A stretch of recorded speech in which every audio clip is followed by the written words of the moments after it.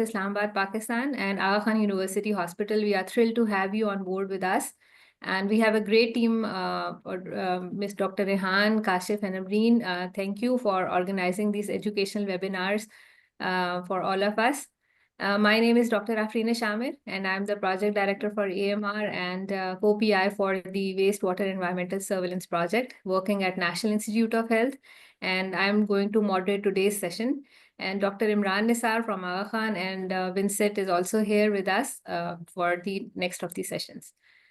So as we all know about the series of webinars that we have initiated, we see that an effective wastewater environmental surveillance, it requires a careful consideration of the ethics, legal, and the risk communication aspects, so that to ensure that surveillance is conducted effectively and responsibly, and eventually it will support the public health goals.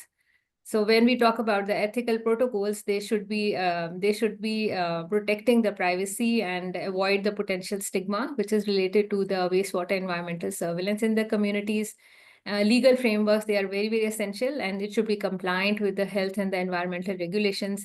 And then again, transparent communication, collaboration with all the stakeholders is again necessary. So in this webinar, we are going to touch upon all these areas, and I'm really happy to share that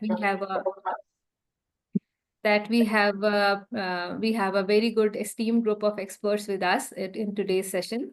First, with the agenda, we are going to have two presentations from our experts, Elyssa Liu and Nicki Tiffin, and this will be followed by the panel discussion with other group of experts. So first, I would like to invite Elyssa Liu. She is an international health lawyer. She is leading the legal framework team at the Center for Outbreak Preparedness in Singapore. And her work focuses on strengthening the legal system to enhance the health outcomes, particularly in emergency preparedness. And she has been doing a lot of work in the global health, law, and bioethics. And she has held roles at World WHO and Western Pacific region and at UNICEF as well. Thank you, Elyssa, for joining us today. And the floor is all yours for your presentation. Thank you very much, Dr. Afinish. I will start sharing my screen. Please let me know if you're able to see it. Yes, we can see the screen. Thank you. Terrific. Thank you so much.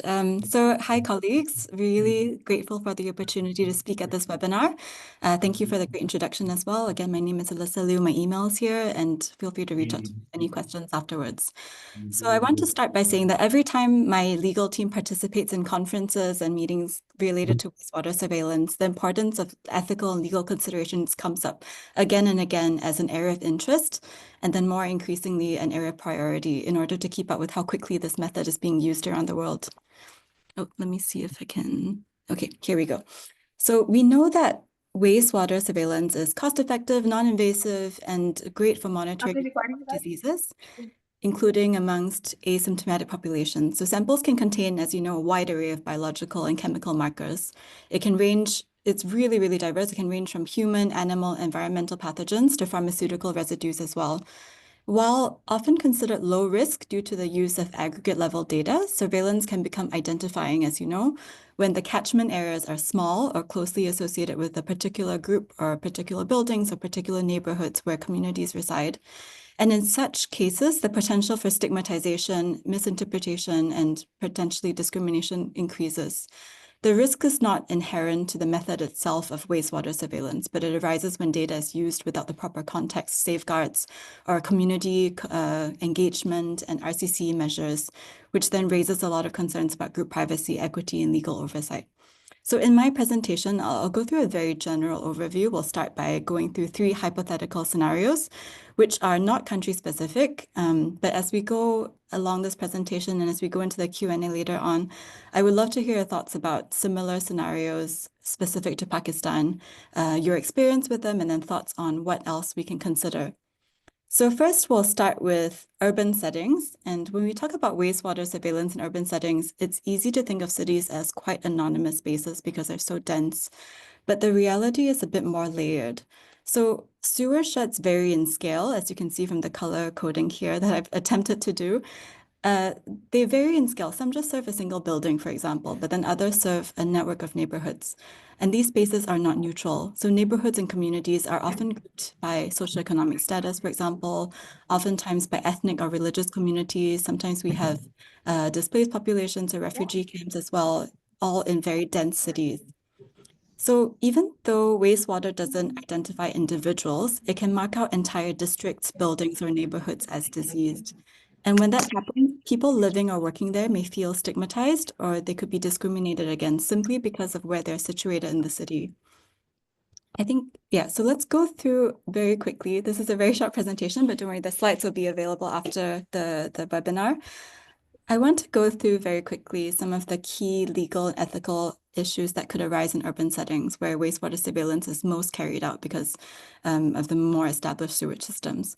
We're going to break this down into three different scenarios. One is when wastewater is used for research purposes, and that's during peacetime, and when it's a part of routine public health surveillance, also during peacetime, and then third, during health emergencies or outbreaks.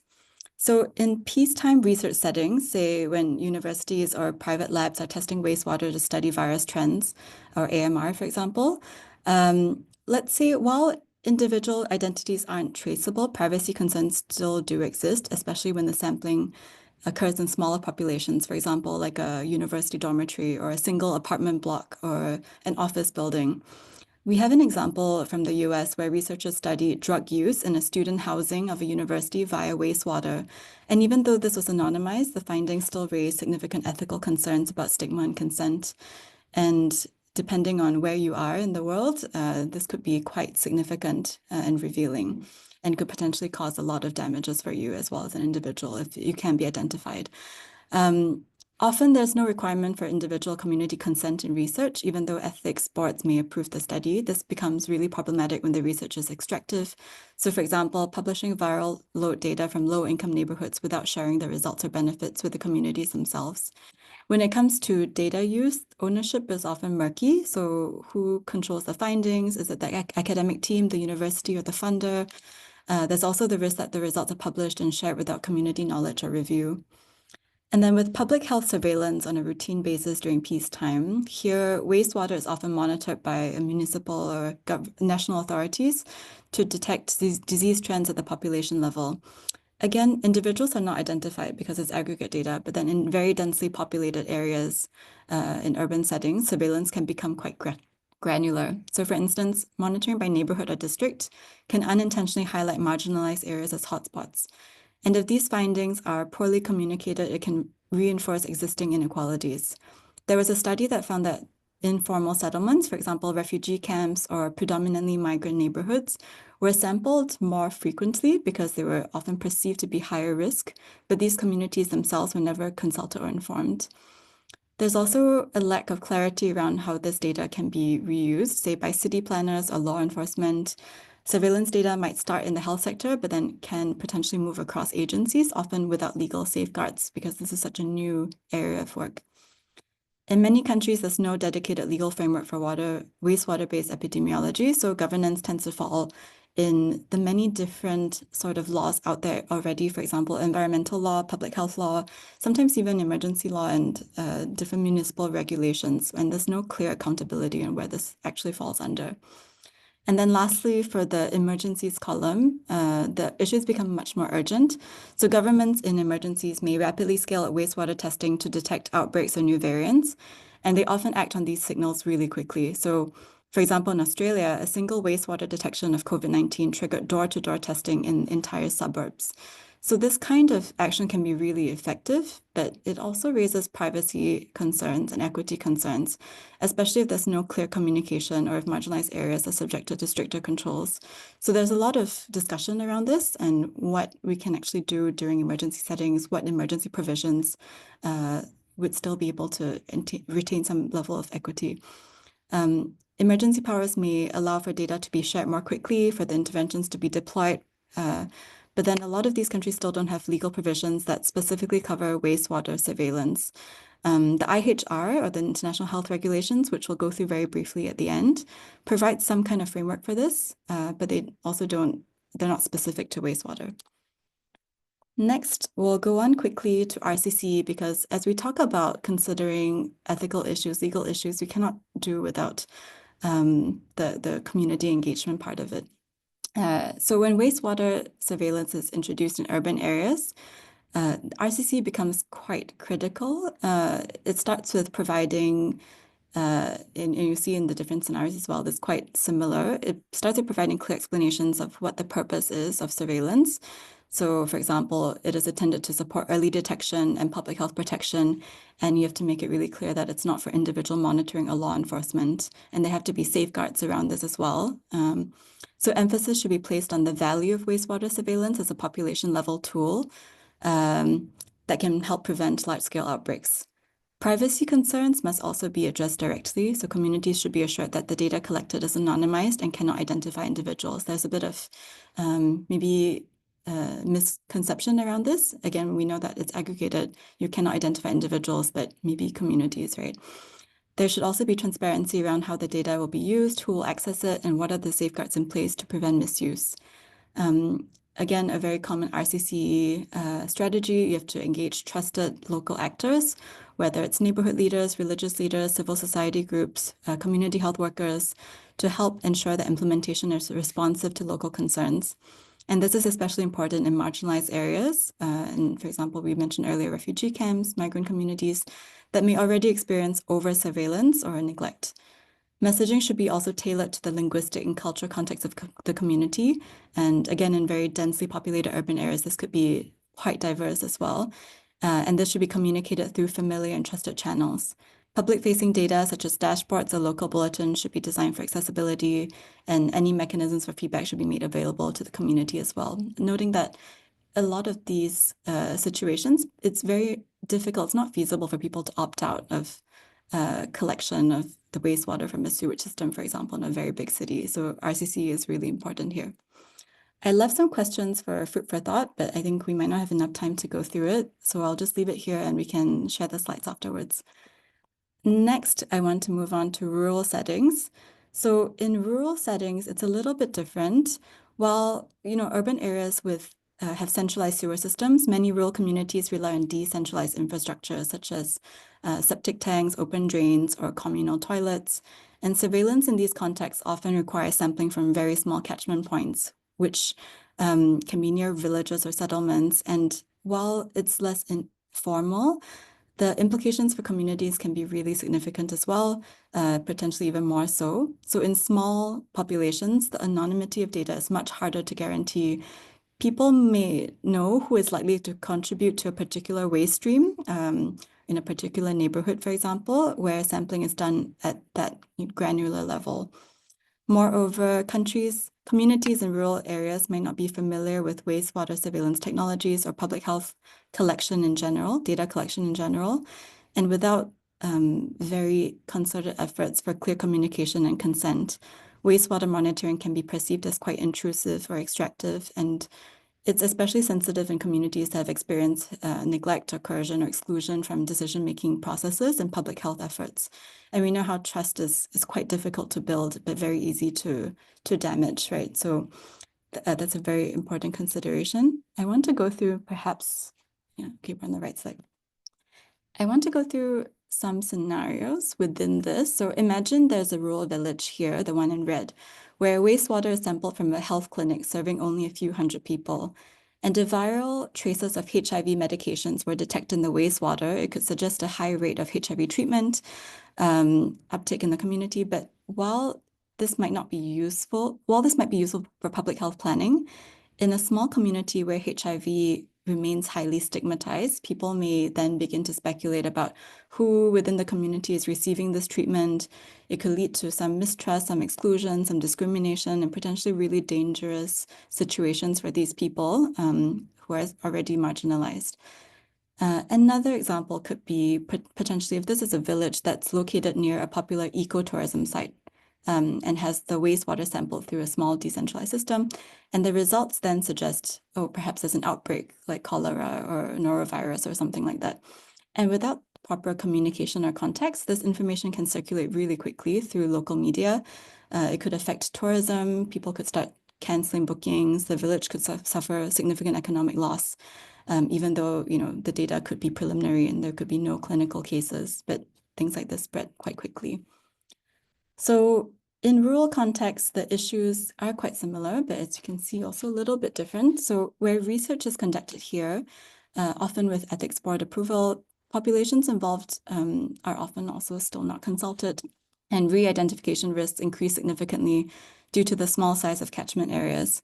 It's also not feasible for individuals to opt out.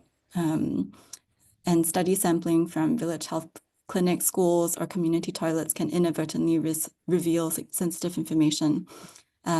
Routine surveillance in these settings often proceeds without consent or public awareness. Research shows that rural communities, especially those with poor access to services or history of marginalization, are more likely to be left out of data feedback loops. Findings may be used by national or provincial authorities, but the communities themselves rarely receive updates, much less benefits, after the data has been used. And at the same time, other villages may be entirely excluded from surveillance due to their remoteness, creating some blind spots in national health monitoring. And in emergencies, these gaps can lead to reactive and uneven interventions. A signal from a single catchment, for example, can trigger disproportionate responses such as mass testing or movement restrictions. And the absence of clear frameworks around this to govern wastewater surveillance in rural areas means that many of these decisions take place without community accountability or community engagement and involvement. Let's go through some RCC methods, RCC strategies. You'll see that, again, the same themes emerge to build trust. So we have to remember that rural communities often have limited exposure to public health surveillance, and especially something new like environmental surveillance. So we have to be very clear and respectful on, how this is essential from the very outset. It's important to explain what it is, why it's being introduced, and how it can help detect outbreaks before they become widespread. And again, it has to have a lot of management of misinformation, for example, like reassuring communities that the data is not tied to individuals, but reflects broader community trends. The safeguards have to be in place, and they also have to be clearly communicated as well. Trust building is especially important in areas, and this includes similar strategies like involving village elders, community health workers, religious leaders. Also to note is that rural areas might have lower literacy rates and perhaps more diversity in languages as well. And also limited access to digital platforms. So messaging must be tailored accordingly. And the methods of doing so must be tailored as well. So perhaps instead of social media, engaging radio broadcasts or visual materials in the various languages would be very helpful. And results of the wastewater surveillance should be reported back to the communities in a way that they can understand it. And there must also be mechanisms for people to ask questions and engage in dialogue and contribute to how surveillance evolves in their setting. Another set of questions for food for thought. We can go through that during the Q&A if there's interest. Next is a really interesting case study that we've had demand for again and again at conferences. There's been a lot of discussion here because these are concerning international ports of entry. So think airports, seaports, land borders, bus terminals, train terminals, where international travelers are coming in. So international ports of entry have increasingly been used to support public health monitoring, especially during and after the COVID-19 pandemic. Samples may be collected from the aircraft or ship lavatories, terminal, sewer connections, or holding tanks, and this can all help to detect pathogens introduced by incoming travelers. These settings involve multiple actors, which makes it quite tricky. This includes health authorities, custom and immigration services, aviation authorities, and in many cases, private infrastructure operators as well. And while the data is collected and also typically aggregated and not linked to specific individuals, there are still important considerations, especially when surveillance data informs decision that affects, further travel or cross-border movement or public health responses.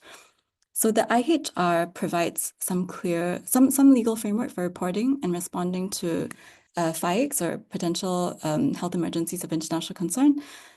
But however, their application to wastewater surveillance is still sort of evolving. It sets some kind of precedent, but there are still questions like if a variant of concern is detected in a wastewater from arriving flight, who gets notified? What are the follow-up measures? Are these decisions coordinated with national authorities or international partners or both? Are you able to hold a plane, for example, on the ground without letting them move? So these considerations still point to the need of clear governance and more coordination. Some issues here. So in research settings, I think this doesn't typically happen because it's quite difficult to coordinate. But let's have an example here of Australia. So during the COVID-19 pandemic, Australia implemented wastewater testing at major airports to detect SARS-CoV-2 variants from international flights. And when fragments of viral RNA were identified from aircraft wastewater, authorities then used this data to trigger targeted testing of passengers, increase surveillance for variants of concern. And even though this was anonymous, it raised questions about how such signals are used in practice, especially if actions are perceived as disproportionately targeting certain nationalities or certain flight routes. Routine surveillance in these settings often proceeds without public knowledge or consent, and it's considered environmental sampling rather than human research. So yet passengers are unaware that their waste is being tested, and there's often little clarity about how it's being used as well. During health emergencies, wastewater data may inform decisions about screening or travel advisories. And while the IHR, again, does provide some framework, there's still some uncertainty there. RCC looks different. There are no local actors to engage, no religious actors to engage here, but it's all you kind of have to center it within these ports of entry. Risk communication here could involve emphasis on transparency and coordination. It could include ensuring that port and public health authorities are aligned on how this data is used, that there's some kind of framework and protocol in place, and that they have agreements to responding to the findings. And while individual consent is also not expected here, it is potentially possible and maybe important to provide some basic information to the public.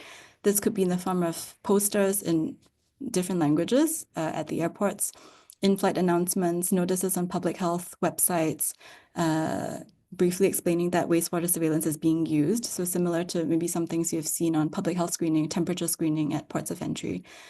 And in addition, communication with the media is important, especially when foreign missions can help to prevent misinformation or maybe there are diplomatic tensions. So RCC here is less about dialogue and community engagement and more about providing clarity, consistency, and minimizing any confusion or reputational harm. Again, some food for thought here. So my time is coming up, but I'll go through this very, very quickly. So we have some international frameworks. I think Nicki, Tiffin will go through this as well in her presentation. But so in the international frameworks space, we have the very new document that just came out in February 2025 by the WHO that's on wastewater environmental surveillance guidance. And that provides the first global technical guidance for prioritizing, implementing, and ethically integrating wastewater. We have Nagoya Protocol, which is a part of the CBD, which establishes national sovereignty over genetic resources, which may apply to microbial data derived from wastewater surveillance as well. PIP framework, there's some precedent there about just influenza. IHR, as mentioned, it also has some precedent there that is relevant to this. There are also other specific legislation and frameworks within the US and Singapore as well that I've listed here. So happy to go through this in a bit more detail during the Q&A if there's interest, but I'll stop there because I think I'm out of time. Thank you very much.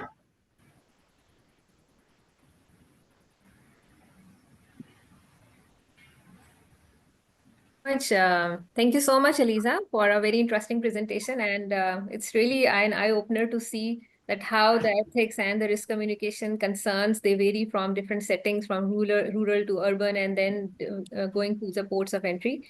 And I'm really happy to share the last slide, the list of the documents and best practices that are available that can support the other countries. Thank you so much for your time and for sharing the very insightful discussion. And we have some questions for you in the chat box as well. We will definitely go in during the panel discussion.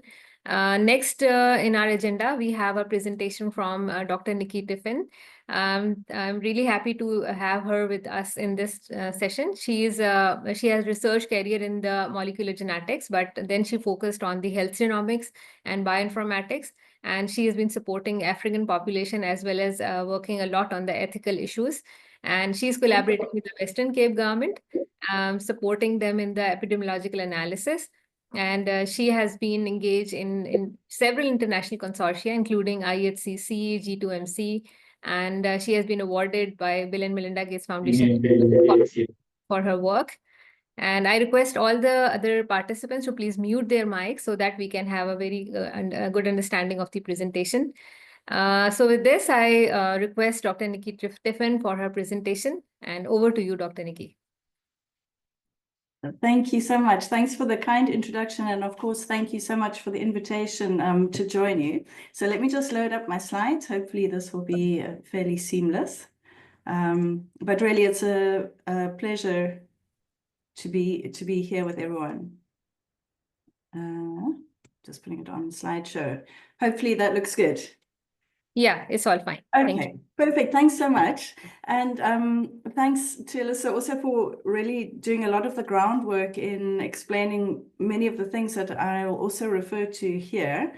I'm going to give you a bit more of an introduction overall to pathogen genomics, which is what we often think of in wastewater surveillance, looking at DNA in samples, DNA from microbes. So I've been working with the PHAGE, the Public Health Alliance for Genomic Epidemiology, talking a lot about data sharing for microbes and pathogens. So I'm just going to talk through that a little bit because, of course, that's highly relevant also for the kind of data that we generate from wastewater. So when we talk about sharing pathogen data, there are these really fundamental best practices that we need to think about. I'll share the slides. I'm happy for the slides to be shared with anyone who wants to look at them. So I'll go through these lists quite quickly. But we're talking about equity, benefit sharing, the kind of full participation by the people who generate the data, good sharing agreements that are equitable, protecting patients and healthcare clients, communities, populations, and avoiding the kind of stigma that Elyssa has been talking about. We also need to build capacity and skills for research locally. So we're really trying to avoid this helicopter science where people from the global north kind of fly into the global south, scoop up samples, generate data and disappear. And then sustainability, the other thing that we need to be doing with our with our data is leveraging those for being able to generate more research funding and funding for public health efforts going forward. So we need to use our data from the global south well. And then, of course, context. Often people who are not local don't have the appropriate local clinical knowledge for interpretation of what they find. And then, of course, legislation, and this varies depending where you are. So it's really important to be familiar with that. So in the PHAGE consortium, we had this conversation. I come originally from a human genetics background. And in human genetics, it's very clear what the baseline rules are. You kind of know what's okay and what's not really okay in terms of sharing data, onward use of data. But we realized that in the pathogen and microbial space, it's not really so straightforward, and the basic rules are not very clear.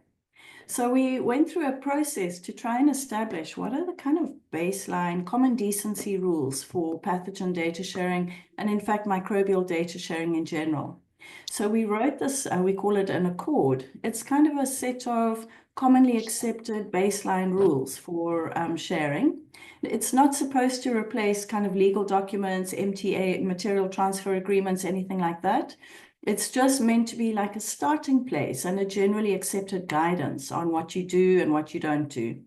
Yeah, and there's always an opportunity to take that accord, look at the clauses and say, okay, but for our purpose, maybe this one clause doesn't actually apply. So it just gives you a place where we don't have to keep reinventing that wheel of how we're going to do sharing. It gives us a starting place. So we have 7 of these clauses around attribution, acknowledging data generators, the opportunity to review outputs prior to publication. And this is quite important when we have public health kind of laboratory data that are very important for messaging about public health risks, etc. And sometimes generators of the data just want to check that there's not going to be a problem with the way findings are being communicated or miscommunicated. Sometimes also onward sharing of data is really not permitted, especially in the public health space.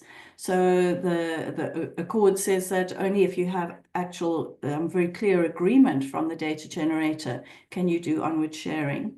And of course, protection of individuals from whom the microbes or pathogens are sampled is essential. And also protection of communities and individuals. This thing of dots on maps, people who know how to do kind of geocoding and mapping like to put dots on maps, but sometimes they're very identifying of households, communities. So it's about setting a precedent that we don't do that unless we really have to for surveillance reasons or public health reasons, and that we think before we make those kind of maps public. And then also intellectual property protection for the data generators who hold the IP, and then only if there's a specific agreement does the IP transfer. And then finally, to try and support sustainability, to push for attempts to invite collaboration, especially with Global South partners. So the accord is out there, it's published. You can always go and have a look, see if it's interesting or useful, and gives you some kind of baseline starting point for negotiating data sharing for microbes. We've also tried to think really clearly or more creatively about how we share data, because we sort of think of sharing data as just handing over the data. I've got data, I give it to you, and that's the end of it. But actually, there are other ways of doing data that are becoming more common.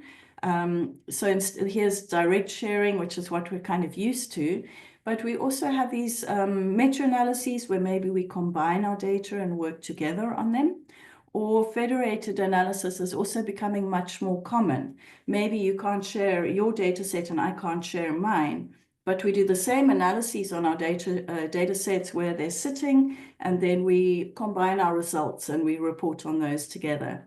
And then finally, a trusted research environment where maybe you can't see the data on a platform, but you can run analyses as a trusted user and download your results.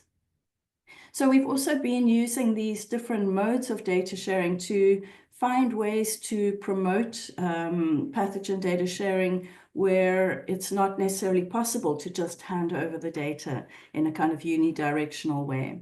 So we've also written about these different ways of data sharing. You can find the overview there. And we also hope it helps people to think about different ways of working with microbial data that can support things like wastewater surveillance, pathogen surveillance, and make it easier to do joint analyses.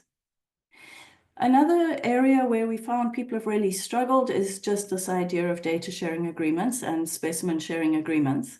So we've also created a little MOU builder that's a useful tool. So if you and some other group are wanting to work together on your data, or you want to do some kind of sharing, you can go to this online tool and it will help you to put together a really fit for purpose data sharing agreement. So they're text prompts and you answer the questions, and at the end it pops out a Word document with a first draft of your data sharing agreement. And it includes these different types of sharing, and there are about 35 prompts to capture different pieces of information that you should really have in your data or biospecimen sharing plan. And then that Word document you can take and you can modify it if it's not quite right. And then also you could share it with your legal department. If you actually need a legal document, this contains all the information that your legal document needs to be able to draw up that legal material transfer agreement or plan. Yeah. So I'm just giving you an overview of all these tools that we've kind of been putting together as we've been working with microbial data to try and get a kind of toolbox that just makes it easier to understand the governance and the ethics requirements to be able to work with data that's generated from pathogen surveillance, microbial data, and wastewater surveillance. And this is just what the app looks like. If you go to the app, here's a URL. You're welcome to have a look. And you just go to the navigation page, and then it prompts you And each question you can type in or select from a drop-down box, and then at the end you can generate your Word document that has all the information nicely summarized for you. So we haven't, we're writing this paper up, it's in process, but the app is live and you're welcome to go and have a look. And we'd love feedback on all of these tools that we've built to see if it really is useful, whether you're finding it helpful in your governance and kind of data sharing approaches. This is another tool we built. We believe very strongly in benefit sharing. And as Elyssa noted as well, with the Nagoya Protocol, any kind of non-human biospecimens that are exported out of country are governed by the Nagoya Protocol, which recognizes that countries own their resources, their biological resources, and that there should be some kind of benefit sharing plan. So we realized that a lot of people want to do benefit sharing and they know it's the right thing, but it's quite tricky to know how to do it. So we built a framework that we felt could help people identify opportunities for benefit sharing in the work that they're doing. Actually, often people are doing some form of benefit sharing in their work, but they don't necessarily realize that that's what it is, and they don't always have a name. They're not able to name that that specific thing is benefit sharing. So again, we've published this out there, and it's a kind of framework. There's a matrix, and you can take the matrix, and in each box of the matrix, you can think about what kind of benefit sharing you're doing. Looking at the ethics, do participants see the benefits of the research? And then looking at the equity, do the people who are generating resources benefit? Are you developing local capacity, recognizing contributions, and also ensuring that you contribute to sustainability for those teams that are producing the data or specimens you're working with? So coming specifically to governance for wastewater surveillance, again, thank you to Elyssa for kind of also already alluding to this. I mean, the question really is, for wastewater surveillance, what's in the water? And of course, it's we tend to think of this as, oh, there are, pathogens and microbes in the water, and that's what we're interested in. And normally we're looking at the DNA in the water. And we focus in on that because it's our area of interest and expertise. So we've got this idea that that's what's in the water. But it's much more complex than that. For a start, we don't only have DNA from our microbes and pathogens. We also have protein and chemicals, metabolites, and various different kinds of compositional chemicals from our microbes.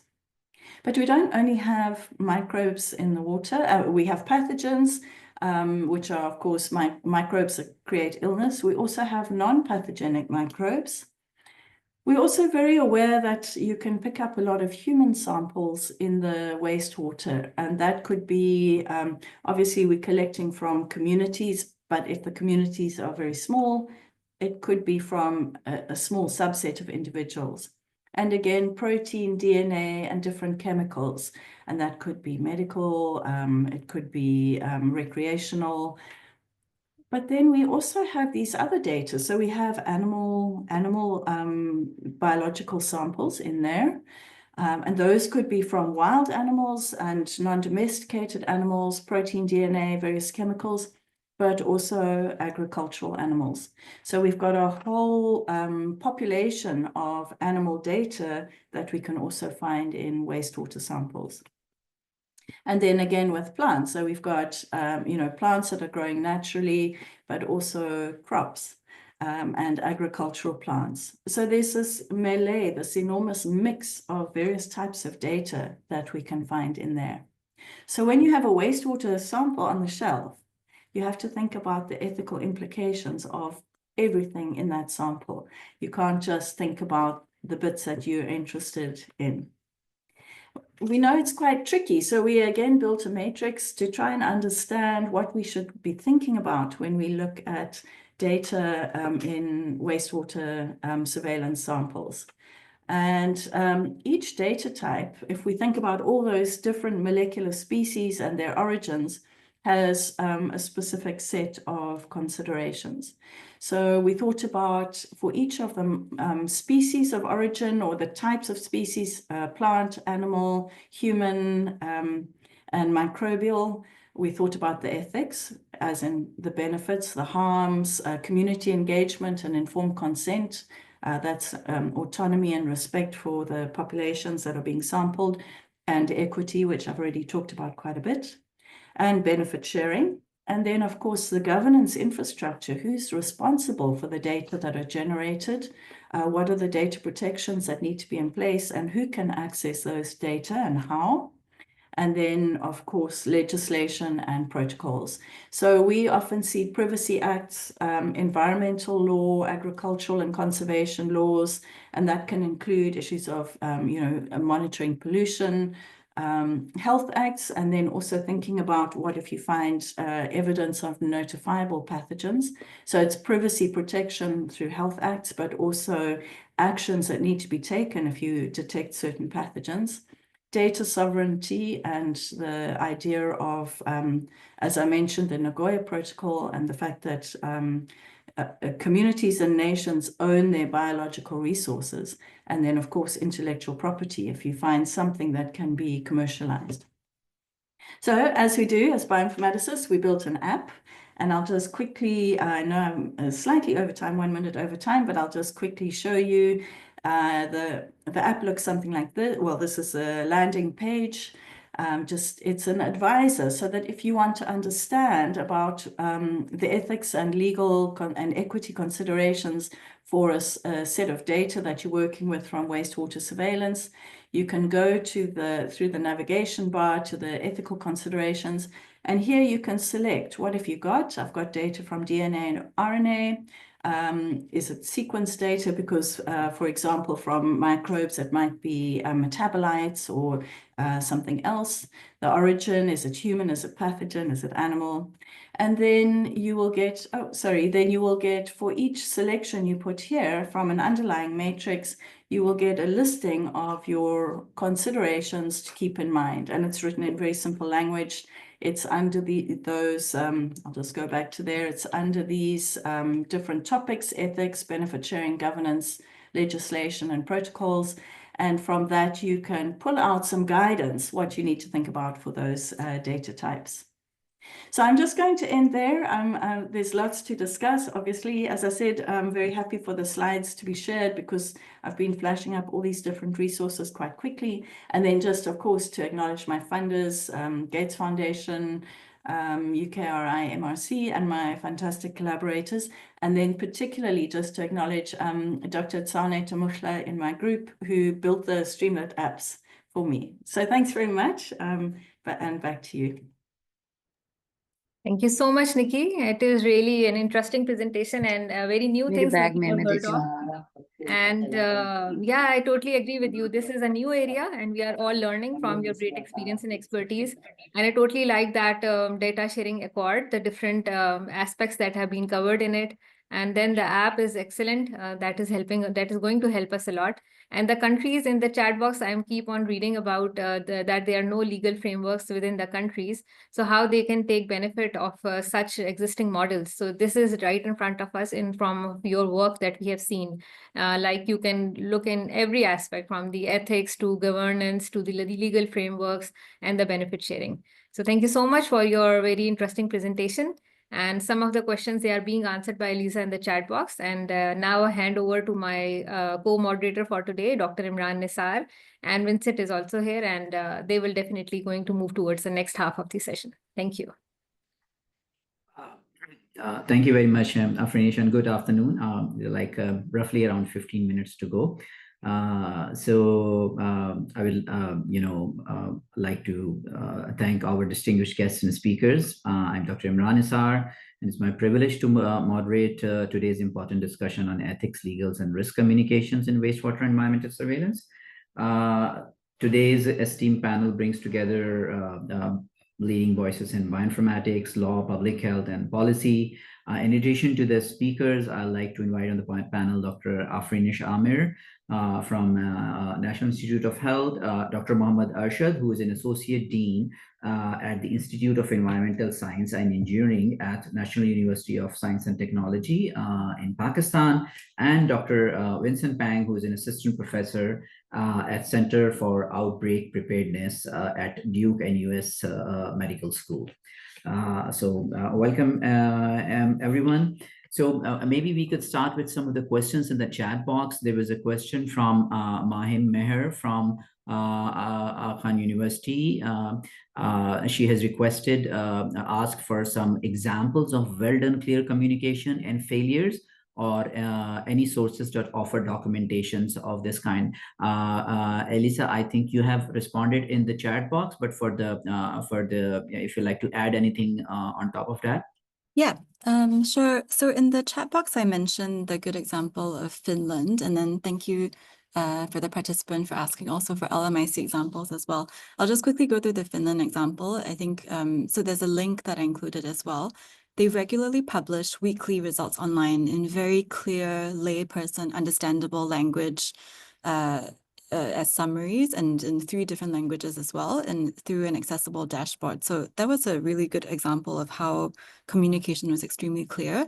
Another example I would say is perhaps Kenya, where they have a very strong community health worker network. And I think in any country where there's a strong community health worker network, where it's operationalized, institutionalized, and it's very, very structured, that usually creates a good environment for RCC measures, because it's so much easier to identify the people who are trusted members of the communities already. And in any kind of new technology or innovation or new kind of monitoring surveillance method, there's already that trust between them and the communities. And yeah, that just makes it a lot easier. So I think Kenya would be a good example. I need to find a specific example for wastewater, but if I do find that, I can drop that in the chat. Yeah. Thank you, Elyssa. I think there was another question from Rakudzo Matanda, directed towards you, that in a case where a country has no legal framework that guides wastewater surveillance, what should be the position? Yeah, so also mentioned this in the response in the chat with a link as well. So please do have a look at that. But just for the benefit of everyone else here, I would say actually most countries do not have a legal framework for wastewater surveillance because it's so new, and not, yeah, so it's very new. It's a very, it's an ongoing discussion at the moment, right?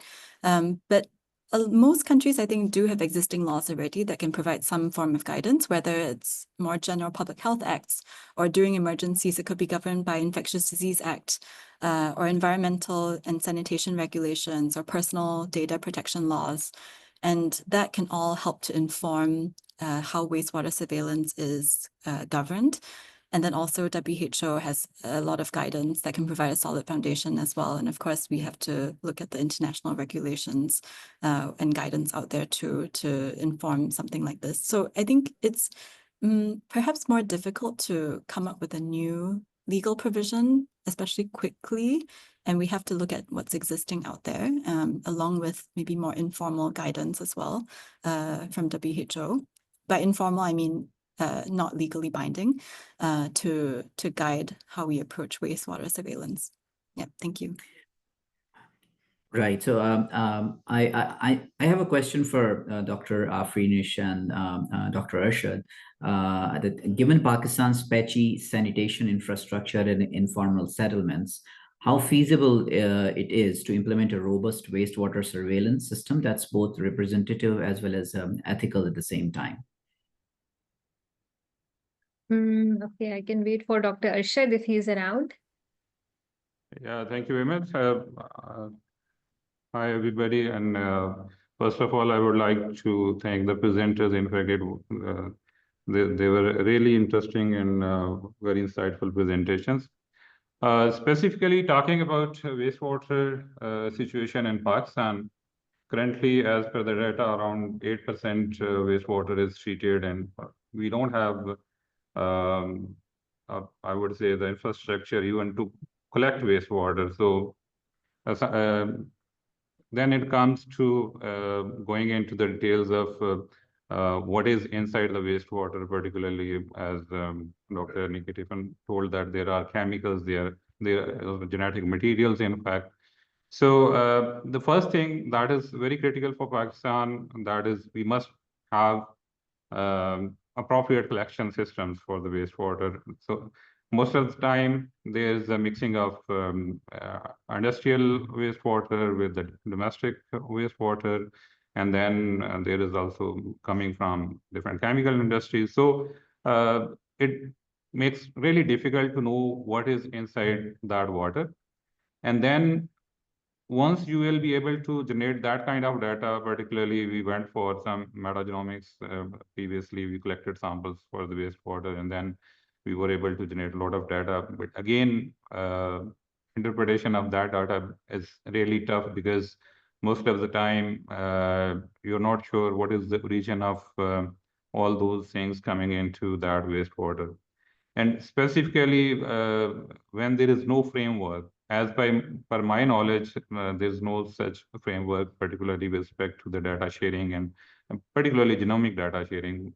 You might have some patenting facility within Pakistan, but specifically this genomic data is something we need to work upon, and we need to develop our own systems so that we can have some mechanism for data sharing.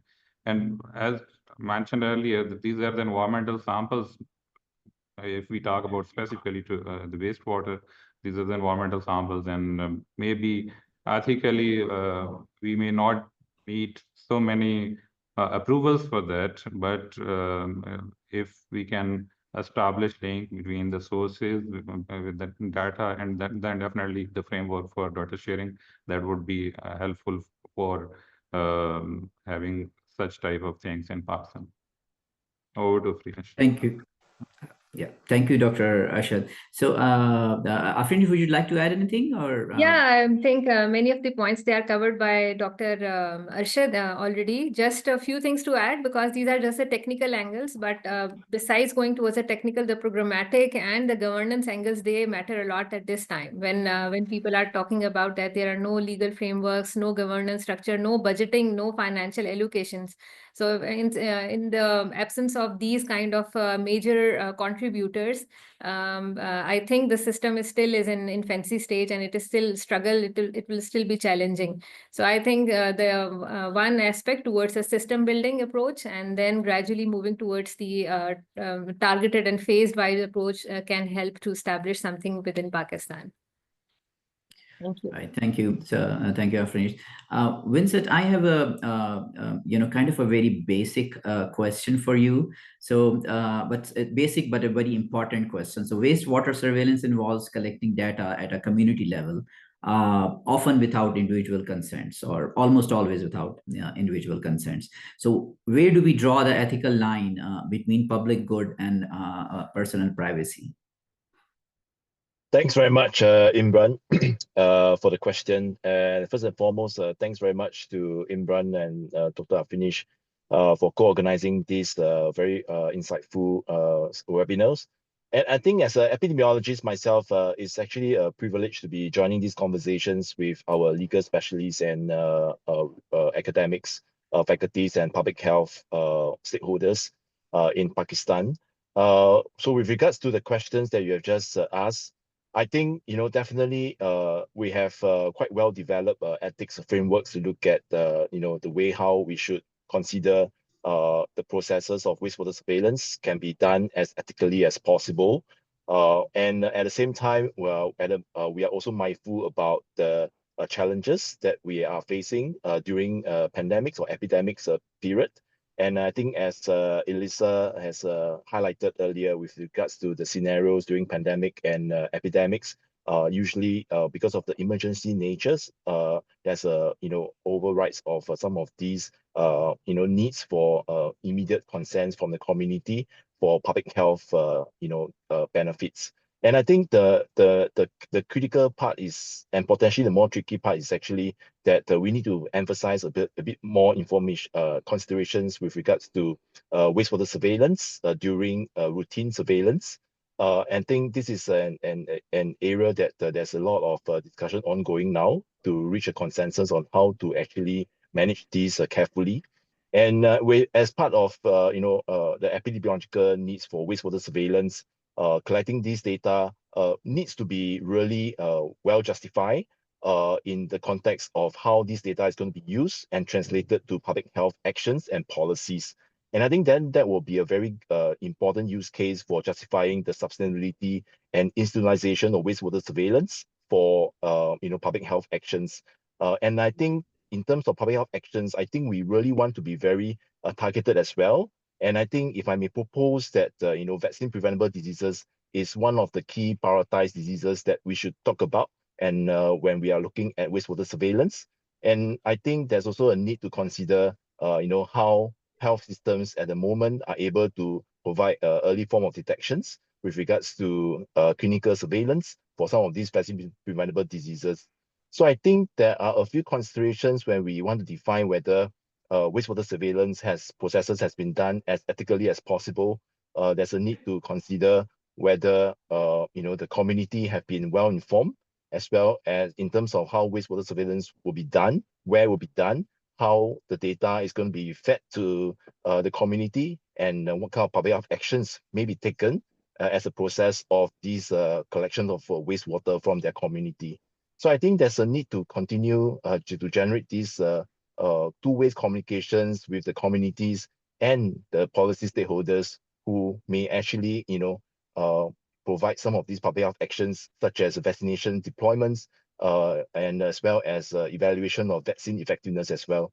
So I think when it comes to defining the ethical sweet spot, there's a need to inform in a very evidence-based, using epidemiological approach, looking at the how severe this disease is and how likely vaccines that is available can actually help to reduce the transmission of this disease, as well as the mortality of this disease. And that may actually help to justify the urgent need for some of these wastewater surveillance collections, as compared to having to reach out to all the communities for consent, as compared to maybe a community form of consent through some of the religious leaders or community leaders as a form of community consent instead of individual consents. So I think there's a lot more discussions that we need to go through to reach this consensus and to further refine this idea and concept of ethical process of wastewater surveillance. So hopefully that helps to generate more discussions, and we will have more comments, and definitely happy to try to. Sure. Thank you very much, Vincent. Of course, maybe a question to Dr. Nicki. So, how do you navigate the data sharing in a cross-border surveillance when ethical and legal frameworks vary so widely between countries? Do we need some global governance models, or what are your thoughts on that? Yeah, it's a great question, and I don't have a straightforward answer because I don't think we really have one at this point. I do think what can be really helpful is a kind of federated approach. So I think something that can simplify transferring data is really working at the aggregate level rather than trying to get too granular. Because as soon as you have very granular data, you start sort of exposing certain regions and communities, and it becomes ethically a lot more challenging. So I do think, I think our international health organizations, obviously like WHO, I think they play an important role in offering guidelines and kind of processes. And then we have the legislation, like, at the moment, of course, we're all watching the negotiations around the Pandemic Preparedness Treaty and how that's going to go in terms of sharing data in a pandemic environment. And then I think also the large databases that collect these kind of data also have an important role to play in terms of securing equity and making sure that the way they do things are fair, particularly to global south environments, and that there's not just this kind of vacuuming of data from the global south, and then that's the last of the Involvement Global South have. So I think it's a composite approach. I don't think there's just one answer. And I think at least we're seeing now more interactions between the different kinds of organizations and the guidelines and the consortia and the networks. But I think there's still a lot of work to be done in terms of getting an overall consensus and an overall sort of agreed approach to how to do these things. I think it's a tricky space, actually. So I'm sorry I don't have a clearer answer on that, but maybe just to say, it's tricky, and it needs to, I think bottom up needs to meet top down. So we can't just do it from the grassroots going up to try and organize how to do this, because we don't have enough opportunity to look at data standards and data harmonization in a more global way. But if it's too top down, then the kind of dictates that are made from the top down don't fit the situation on the ground very easily either. So there has to be some sort of meeting of these two approaches, people on the ground talking to people in the policy space to try and make it work. And then I would say there's also a lot more required in lateral discussion between researchers and public health laboratories, because public health laboratories have a completely different mandate, and that is health service delivery, and researchers have a more academic drive and more academic requirements, publications, et cetera, and I think often the data use case doesn't actually match. And there's not often the researchers are doing one thing over here and the public health labs are doing something else over there. And there's not a good discussion how to integrate this in a way that works for all parties, instead of the one leading or the one who has the money currently or generating the data currently. So yeah, I think it's a bigger challenge than just generating sequence data or generating surveillance data. Yeah, it's totally agreed. The people factor. Yeah, and I totally agreed. And this is still an evolving domain, and much more complicated than just a pathogen genomics data. So exactly. I think we are 3 minutes over time, but we can I'll end with last question directed towards Dr. Afrinesh. So Dr. Afrinesh, public trust in government-led surveillance is often low in Pakistan, or in a lot of other countries as well, whether you can say for developed and developing countries, both. How do we build community trust around wastewater surveillance without triggering fears of misuses or surveillance creep? Thank you, Dr. Imran. A very relevant question in the context of the resource-limited settings. I totally agree with you that data sharing, and particularly is a challenge in the country. Like data generation, first thing first, is a challenge.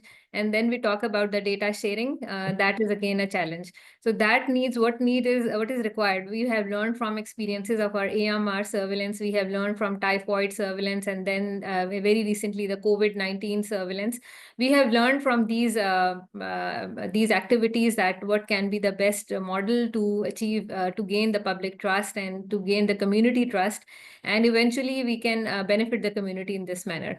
So I think the first thing first, the collaboration, the coordination, and there is whatever the findings that you are getting, that should be shared with the community in the right manner. That comes to the right messaging and how you communicate with the community, so that they understand the value that whatever we are doing in the laboratory, they are not the technical people. They should understand that whatever is happening, that this is of their benefit and this is for their interest.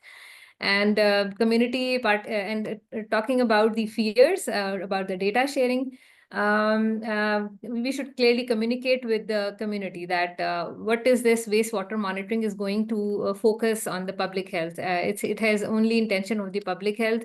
This is not an individual surveillance. And whatever the data or the findings we are getting, it is overall impacting the overall health system.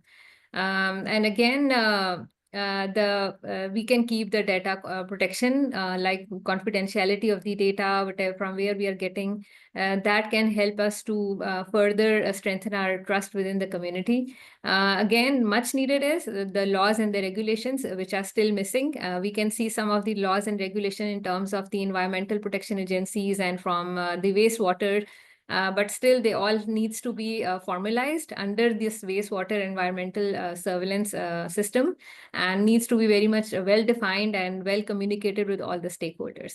So I just stop over here. Thank you. Thank you, Afrin. Yes, here I would like to extend my sincere gratitude to all our distinguished panelists for sharing their insights, expertise, and perspectives. We look forward to continued dialogue and collaboration in shaping ethical and effective public and surveillance systems globally and for LMICs as well. So thank you very much once again. Thank you. Thanks Thank you very very much. much. Thank you. Thank Bye-bye. you, everyone. Thank you. Mhm.